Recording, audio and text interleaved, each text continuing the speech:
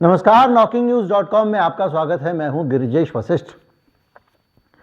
अडानी वाला जो घोटाला हुआ है, उस घोटाले को लेकर अब घोटाला कहें कि ना कहें, जांच सरकार ने शुरू की नहीं है और अभी तक जो उपलब्ध जानकारियां हैं उनके हिसाब से एक हिंडनबर्ग नाम की संस्था है जो कह रही है कि घोटाला हुआ है और अडानी साहब कह रहे हैं कि ऐसा कुछ नहीं है। बहरहाल, लेकिन इसका जो मोडस ऑपरेंडी था उसको मैं दोबारा से आपको याद दिलाना चाहता हूँ। सबसे पहला सरल वीडियो मैंने ही बनाया था, उसके बाद में आपने देखा होगा कि उतना सरल तरीके से इस घोटाले को समझा कोई पाया नहीं। दरअसल होता क्या है कि जो सारे लोग विशेषज्ञ होते हैं ना, उनको लगता है कि जो कुछ मैं बोल रहा हूँ वो सब समझ ही जाएंगे, लेकिन आपकी विद्या भैया आप समझते हो, सब थोड़ी समझते हैं। तो खैर कोई बात नहीं, अपनी तारीफ बहुत हो गई। अब मैं आपको ये बताना चाहता हूँ कि ये जो घोटाला है, इस घोटाले में मोदी सरकार का क्या योगदान है, बहुत स्पष्ट। और किस तरह से इस घोटाले के अंदर मोदी सरकार ने अगर गलती ना की होती तो ये पूरा घपला होता ही नहीं। अब आप कहेंगे कि आप ऐसा किस आधार पर कह सकते हैं, तो हमारे पास कुछ इतिहास है और वो इतिहास ये बताता है कि किस तरह से मोदी सरकार ने इस तरह के अपराधों को संरक्षण दिया। आज हम ये समझने की कोशिश करेंगे। अब इसको संरक्षण देना कह सकते हैं, इसको आप लापरवाही कह सकते हैं, इसकी तरफ ध्यान न देना कुछ भी कह सकते हैं, लेकिन फिर भी आज हम समझने की कोशिश करेंगे कि किस तरह से मोदी सरकार अगर चाहती तो ये कांड होता ही नहीं। आज इस पे बात करेंगे और हम जानबूझ के इस पे बात कर रहे हैं क्योंकि बीबीसी पे छापे पड़े हैं और बीबीसी पे छापे डालने के पीछे एक वजह ये भी मानी जा रही है कि मैंने एक सवाल पूछा है, आप लोगों ने देखा होगा, अगर नहीं दिया हो तो पोल में आप हिस्सा ले सकते हैं। और वो वजह ये मानी जा रही है कि इसके पीछे कारण शायद ये है कि अडानी साहब का ये जो पूरा प्रकरण चल रहा है, इससे ध्यान बटाने की कोशिश हो रही है। तो अगर ऐसा हो रहा है तो हम ध्यान बटाने में क्यों शामिल हों? हम उसी दिशा में अडानी वाले मामले को खोलते रहेंगे। भगवान का दिया हुआ दूसरा चैनल है, गिरिजेश वशिष्ठ नाम है, @गिरिजेश लिखेंगे तो मिल जाएगा। वहाँ पे बीबीसी वाले मामले पे एक ज़बरदस्त विश्लेषण है। अभी बातचीत शुरू करते हैं, यहाँ कहीं मत जाइए, चैनल को सब्सक्राइब कर लीजिए, दोस्तों को बुला लीजिए, मैं अभी आया।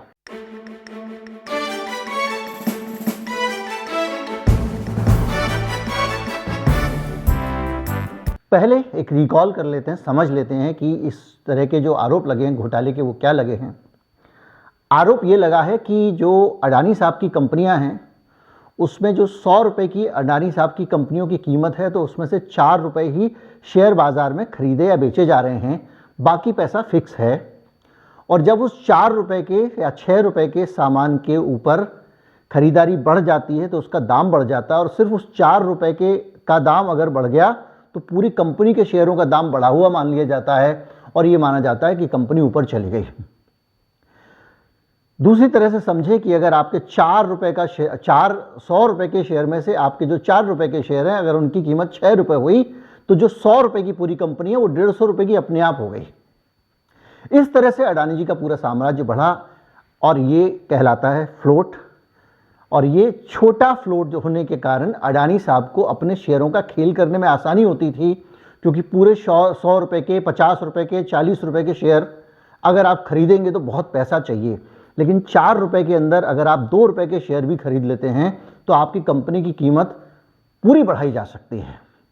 इस खेल को अंजाम देने के लिए हिंडनबर्ग के मुताबिक अडानी साहब ने दुनिया में कुछ टैक्स हेवन कंट्रीज हैं। टैक्स हेवन कंट्रीज मतलब ऐसे देश जो कर के मामले में स्वर्ग हैं, यानी वहाँ पर कॉरपोरेट टैक्स और दूसरे टैक्सेस नहीं लगते हैं, सरकार टैक्स नहीं लगाती है।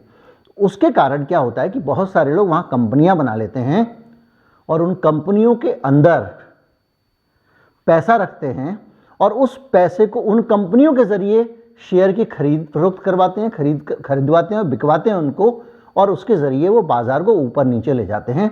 हिंडनबर्ग का ये आरोप था और उनका कहना ये था कि ये जितनी बड़ी इस कंपनी की कीमत दिखाई जा रही है, ये इस कृत्रिम और बेईमानी भरे तरीके से दिखाई जा रही है। अडानी साहब की जो है वो सचमुच में संपत्ति इतनी नहीं है। तो अब इसमें जब आप इस पूरे प्रकरण में जाते हैं तो सबसे इंपॉर्टेंट कंपोनेंट क्या होता है? ऐसी कंपनियां जो टैक्स हेवन कंट्रीज में हैं और वहां के जरिए वो भारत में चीज़ों पे असर डालती हैं और टैक्स बचाने के लिए लोग वहां उन कंपनियों का इस्तेमाल कर रहे हैं।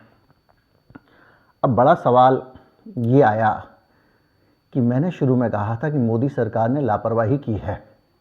मोदी सरकार ने लापरवाही की है तो कैसे की है, इसको आपको समझना पड़ेगा।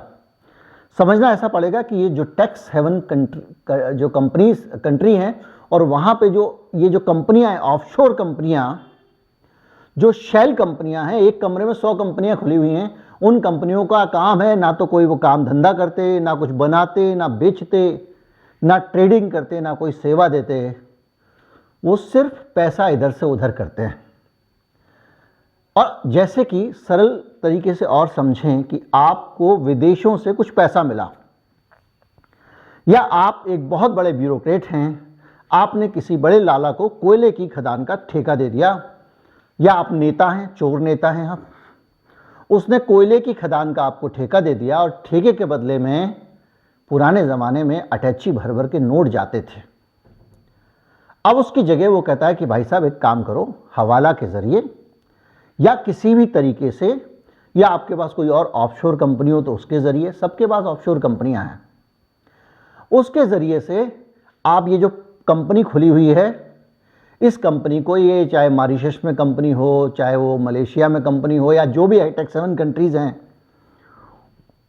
उनके अंदर मेरे को पैसा भिजवा दो, यानी मेरी कंपनी को एक पेमेंट करा दो। उस कंपनी को पेमेंट हो गया, जो मैंने अपनी दूसरी फर्जी कंपनी खोली हुई है उस कंपनी में पैसा आ गया, यानी पैसा मुझे मिल गया। अब उस कंपनी के नाम पे वो काला पैसा, सफ़ेद पैसा, अब वो पैसा उस कंपनी ने कमाया, काला कमाया या सफ़ेद कमाया, इसकी जांच भारत की सरकार नहीं कर सकती, वो किसी और देश की धरती पे है और वहां की सरकार जांच करना नहीं चाहती, वरना इस तरह की कंपनियां वहां से भाग जाएंगी। जो थोड़ा बहुत वो कमा रहे हैं वो भी नहीं कमाएंगे।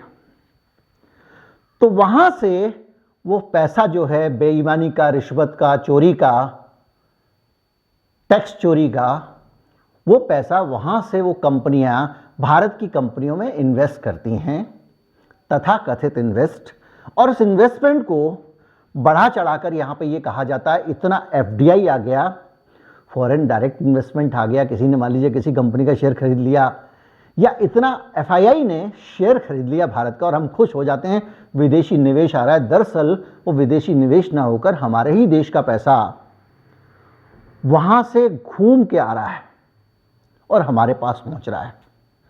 इसी लोग कहते हैं राउंड ऑफ किया पैसा, यानी चक्कर लगा के पैसा आया। अब आप कहेंगे कि ये सब हो रहा है लेकिन मोदी सरकार का इसमें क्या हाथ है, मोदी सरकार चाहती तो कैसे रोक सकती थी। तो मैं आपको 2016 में लेके जाऊंगा। 2016 में इस देश में मोदी जी की ही सरकार थी। तब एक घोटाला आया और उसमें उस घोटाले को नाम दिया गया पनामा पेपर लीक। इस घोटाले में हूबहू यही तरीका घोटालेबाजी का अपनाया गया था। वहां कंपनियां खोली गई थीं पनामा में और उन कंपनियों के जरिए भारत में पैसा आ रहा था। ये घोटाला जब खुलता है इसमें पाकिस्तान के प्रधानमंत्री नवाज शरीफ का भी नाम आता है। इसी घोटाले की जांच में नवाज शरीफ की प्रधानमंत्री की कुर्सी जाती है, याद रखिए। इस घोटाले को वो देश इतनी गंभीरता से लेता है और हमारे यहाँ पे भी इस घोटाले में 500 भारतीयों के नाम आते हैं। 500। इस घोटाले की थोड़ी डिटेल अगर आप समझना चाहें तो एक जर्मन अखबार है, उस जर्मन अखबार ने एक मॉसेक फोसेंका नाम की एक कंपनी का पता लगाया। सिर्फ एक ही कंपनी का केस है, समझ लीजिए, जिसमें 1.15 करोड़ से ज़्यादा लीक्ड डॉक्यूमेंट हाथ लगते हैं।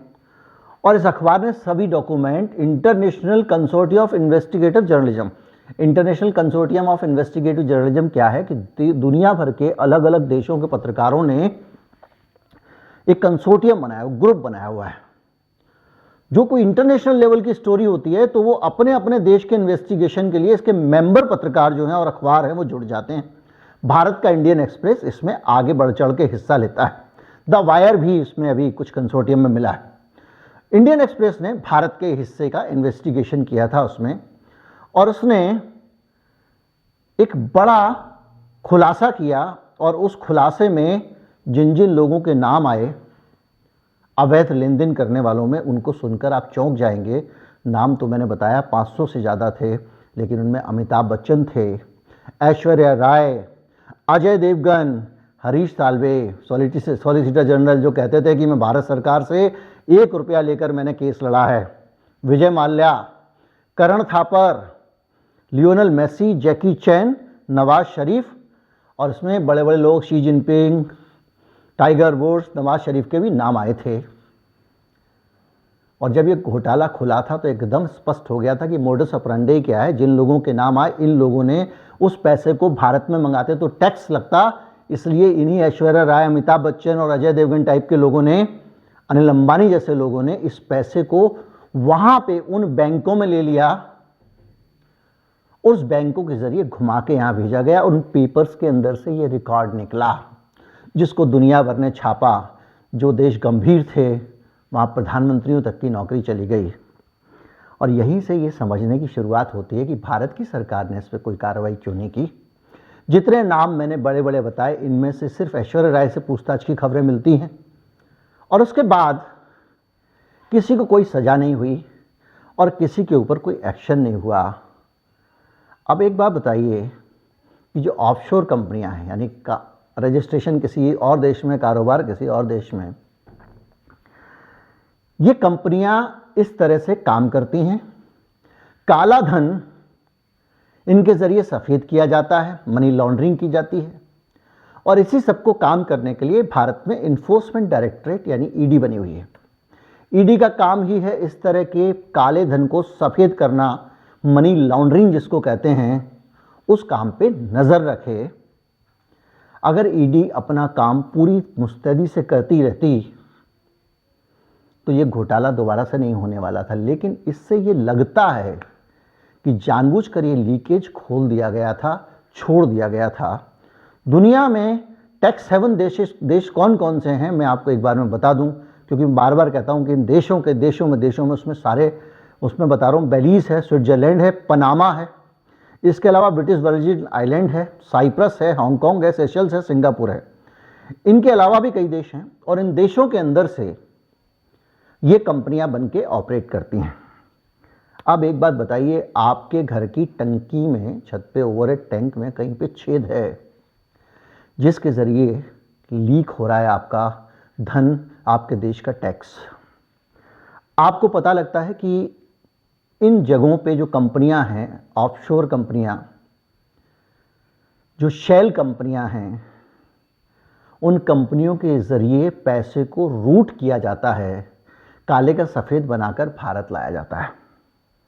ये खुलासा 2016 में हो गया, मोदी जी का दूसरा साल था सरकार में पदार्पण करते ही। इतने सालों में 8 साल तो हो ही गए, 7 मान लीजिए।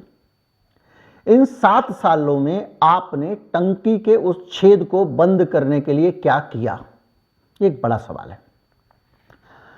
आपने अभी तक इस तरीके को घुमा फिरा के देश में पैसा लाने का जो तरीका है, जो गैरकानूनी तरीका है, इसको बंद क्यों नहीं किया? इसके 2 कारण हो सकते हैं। एक कारण ये हो सकता है कि इस देश की सरकार ने ये सोचा हो कि इस बहाने हमारे पास फॉरेन डायरेक्ट इन्वेस्टमेंट के नाम पे पैसा आ रहा है, एफडीआई आता है, हम आंकड़ा दिखा पाते हैं विदेशी निवेश आया हमारी सरकार के टाइम में, इतना बढ़ गया, उतना बढ़ गया। कुछ लोगों का दावा है कि 80% के आसपास विदेशी निवेश इसी टाइप का है। और दूसरा कारण ये भी हो सकता है कि ये वो जो रूट है, ये हिंदुस्तान के कुछ पॉलिटिशियंस, मैं किसी का भी नाम नहीं लूँगा, किसी की तरफ इशारा भी नहीं करूँगा, जब बीबीसी के ऊपर रेड हो सकती है तो कोई का किसी का भी कुछ हो सकता है। हिंदुस्तान के कुछ पॉलिटिशियन अपना कमाई का पैसा, हिंदुस्तान के कुछ ब्यूरोक्रेट्स अपनी कमाई का पैसा इन कंपनियों के ज़रिए ही खपाते हों, और अगर ये रास्ता बंद हो जाता तो वो लुट जाते, बर्बाद हो जाते, क्योंकि जो बड़े बड़े प्रिविलेज बड़े बड़े अमीरों को आउट ऑफ द वे जाकर मिल रहे हैं, वो सिर्फ मोहब्बत के बदले दिए जा रहे होंगे, इस पे विश्वास थोड़ा कम होता है। तो ये जो पैसा है वो आने का, जब आपको रास्ता पता था, आपको पता था टंकी लीक है, उस टंकी को आपने प्लग नहीं किया। अगर आप इन सारी चीज़ों को छोड़ दें, इसमें बहुत सारी डिटेल्स हैं, अमिताभ बच्चन ने कौन सी शेल कंपनी बनाई, ऐश्वर्या राय ने कौन सी बनाई, किसने क्या क्या किया, और 2006 में आपने मान लिया कि चलो अब पनामा खुलासा हो गया, सरकार को कुछ करने की ज़रूरत नहीं, अपने आप ये रास्ता बंद हो गया, तो भी ये नाइंसाफ़ी है, क्योंकि फिर से ऐसा ही एक घोटाला सामने आया और उस घोटाले का नाम था पंडोरा पेपर्स। पंडोरा पेपर्स की कहानी और भी रोचक है, और पंडोरा पेपर्स में जो नाम आए हैं वो नाम उतने ही रोचक हैं, उतने ही शर्मनाक हैं। पंडोरा पेपर्स में जो नाम आते हैं, पंडोरा पेपर्स बहुत बड़ा था, जिसमें 2.94 टीबी का डाटा, टेराबाइट्स का डाटा था, 6,40,000 से ज़्यादा डॉक्यूमेंट की जांच की गई थी, जिसमें 3,93,000 से ज़्यादा, 3,94,000 के आसपास इमेजेस की जांच की गई थी, 14 सोर्सेस के ज़रिए जानकारी निकाली गई थी, 1,20,000 ईमेल पढ़े गए थे, 4,67,000 स्प्रेडशीट देखी गई थी, 4,021 वीडियो फाइल्स थीं, 8,511 प्रेजेंटेशंस थे, 3,497 ऑडियो फाइल थीं, और अन्य फाइल जो थी वो 8,73,000 के आसपास थी। इतना बड़ा खुलासा। और इन डॉक्यूमेंट्स की जो पड़ताल होती है, उसके अंदर जिन भारतीय लोगों के नाम आते हैं, उसमें सचिन तेंदुलकर जैसे लोगों का नाम होता है। भारत रत्न है ये, इनको भारत रत्न दिया गया है। उनकी पत्नी अंजलि, उनके ससुर आनंद मेहता, अनिल अंबानी, इसके साथ साथ नीरव मोदी, उनकी बहन किरण मजुमदार शाह, इन सब के नाम भी इसमें शामिल हैं। जैकी श्रॉफ है, और सतीश शर्मा और नीरा राडिया के नाम भी इसमें आते हैं। ये बड़े बड़े लोग काले धन को उसी ऑफशोर रूट से सफ़ेद कर रहे होते हैं। वो जो कंपनियां हैं बाहर बनी हुई, उन कंपनियों के ज़रिए भारत में काला धन लाया जा रहा होता है। पंडोरा पेपर को भी उसी तरह के कंसोर्टियम ने एक्सपोज किया। खूब सारे नाम आए। जो टैक्स हेवन कंट्रीज़ हैं, उनके ज़रिए भारत में ये पैसा लाया जा रहा था। ठीक वैसे ही जब विनोद भाई साहब का नाम आ रहा है, अडानी जी के बड़े भाई साहब का, आप मुझे बताइए, इन पूरे के पूरे घोटालों में, मैं हमेशा कहता हूं कि एक बड़ा हिंदुस्तान में एक एलीट वर्ग है जो सब एक दूसरे का ख्याल रखते हैं। हम सब बेवकूफ़ हैं, एक दूसरे का सर फोड़ते हैं, व्हाट्सएप से निकल के फोड़ते हैं, किसी को पकड़ के सड़क पे पीट देते हैं, इन्हीं सब नेताओं के भड़काने पे। ये सब मिले हुए रहते हैं आपस में, सब एक दूसरे का ख्याल रखते हैं। मुलायम सिंह का वो बयान याद रखिए जो उन्होंने राज्यसभा में विदाई लेते हुए कहा था कि मोदी जी बहुत अच्छे प्रधानमंत्री हैं, मैं कभी भी इनके पास कोई काम लेके गया हूं, इन्होंने कभी मना नहीं किया। भैया, आपने अपने कार्यकर्ता को तो उनके खून का दुश्मन बनाया हुआ है। आपके सबके काम होते रहते हैं। तो इस पूरा ये एलीट नेक्सस है हिंदुस्तान का, जो एलीट क्लास है, जो अभिजात्य वर्ग है इस देश का, वो अभिजात वर्ग अपने लिए, अपने काले कामों के लिए, अपने धत कर्मों के लिए, अपने बुरे कामों के लिए रास्ते खोलकर रखता है। और यही शायद वजह है कि बार बार इस तरह के घोटाले सामने आने के बावजूद, बार बार ये पता चलने के बावजूद कि किस किस तरह की कंपनियां कहां कहां किस किस देश में काम करती हैं, ये कंपनियां भारत में कैसे पैसा लाती हैं, वो कौन सा पैसा है, और वो पैसा जब यहां आता है तो सरकार ने इसको रोकने के लिए क्या किया, ये बड़ा सवाल है। ये मामला तीसरा मामला है विनोद भाई साहब वाला, अडानी जी वाला। 2 बार इससे पहले बड़े बड़े मामले खुल चुके हैं। पाकिस्तान के प्रधानमंत्री की नौकरी चली जाती है, भारत और चीन के अंदर कुछ नहीं होता है, इससे बड़ा सवाल उठता है कि क्या